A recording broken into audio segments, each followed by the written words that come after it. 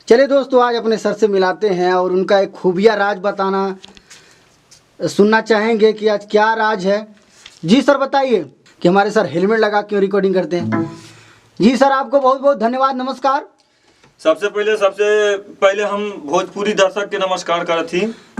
चलिए सर, एक बात आपसे पूछना चाहेंगे।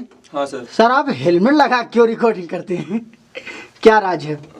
हेलमेट लगाने का राज यही है हमारा, हमको डिस्टर्बिंग ना हो। हमारे गुरु हैं वीरेंद्र बिहारी, जो कि बिहार से हमारा म्यूजिक बनाते हैं, हमारे बड़े भाई हैं। जी सर।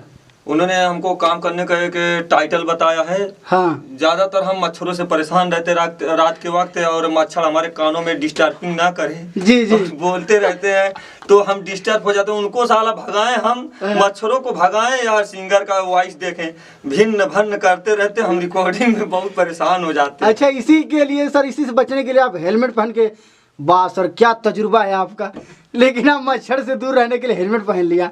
अच्छा सर, रिकॉर्डिंग करते होंगे तो आप एक का कॉन्सेंट्रेट आपका एकदम सिंगर पे बना होगा, है कि नहीं? एकदम जैसे मान के चलिए घोड़ा होता है ना, जी उसके जी। सामने एक क्या कहते हैं, ऐसा लगा रहता है कि कहीं हरियाली देख के किसी के खेत में ना घुस जाए, तो इसलिए हम अपना ध्यान ना बटाए, सिंगरों पे ज्यादा केंद्रित करें, इसलिए हम हेलमेट लगा। सर, एक मिनट के लिए थोड़ा हेलमेट निकाल दीजिए प्लीज सर। वाह वाह, मान गए सर, आपको भी काफी अच्छा हेलमेट भी है और हेयर स्टाइल भी आपका है। चलिए सर, आप काम के समय इतना सावधानियां बरतते हैं, मानने वाली बात है, एकदम जवाब नहीं है आपका। बहुत बहुत धन्यवाद दोस्तों। हमारे एनएपी के जो म्यूजिक डायरेक्टर और निर्माता जी हैं, इनके काम करने का जो रवैया है, तरीका देखिए दोस्तों, हर म्यूजिक डायरेक्टर से अलग है।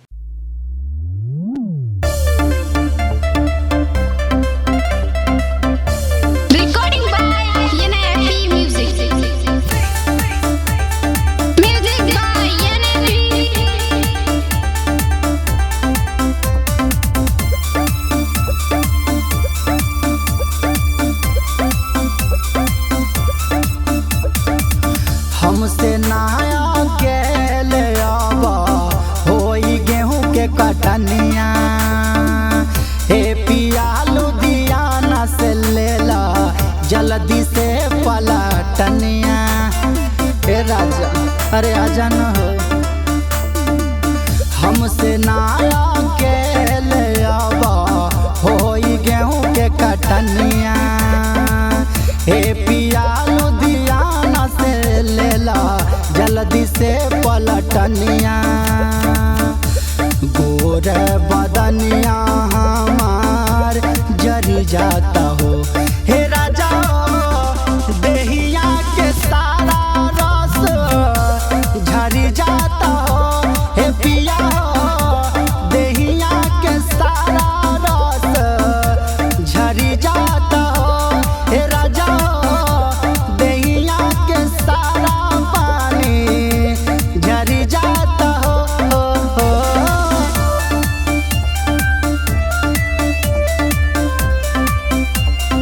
Music by Virendra Bihari.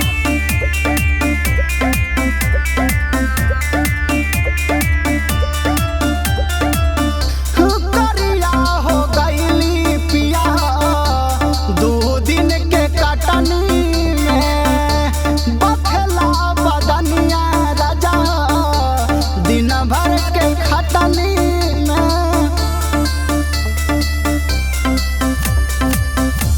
करिया हो गईली पिया जी 2 दिन के खटनी में, बथला बदनिया राजा दिन भर के कटनी में।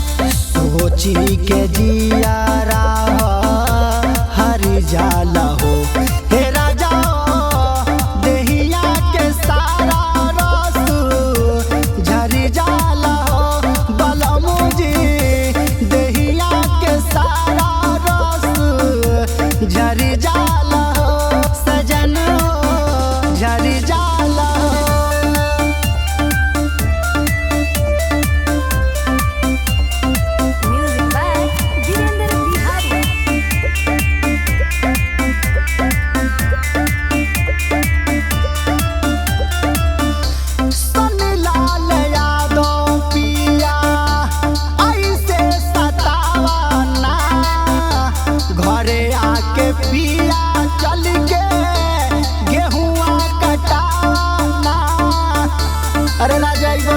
बंटी कैसे हो? हाँ, सन्नी सोनाटा पिया ऐसे सतावना, घरे आके पिया चल के गेहुआ कटाना, गरमी के मारे दहिया बर जाता हो।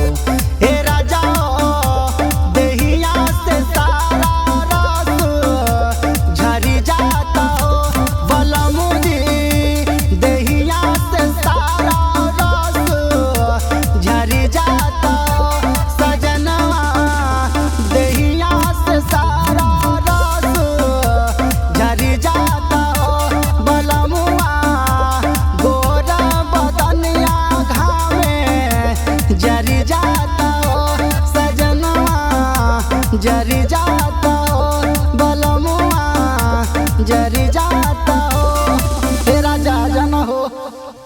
स्टूडियो में अभी मैं हेलमेट ही लगा के रिकॉर्डिंग किया था सन्नी सोनाटा का बहुत ही ब्लास्ट सॉन्ग। जी सर जी। अभी मैं थोड़ा देर पहले रिकॉर्डिंग पूरा किया हूँ और बहुत ही बढ़िया गाना उनका बना है। मैं आपको लाइव के माध्यम से उस गाने को दिखाना चाहता हूँ और पूरे गाने को आप लोग देखिएगा, लाइक कीजिएगा, कमेंट कीजिएगा और चैनल को सब्सक्राइब करना मत भूलिएगा। और अगर हमारा गाना आपको अच्छा लगे तो एक प्यार भरा लाइक भी कीजिएगा। जरूर जरूर सर, बहुत सारा लाइक मिलेगा, सब्सक्राइबर भी बढ़ेंगे आपके।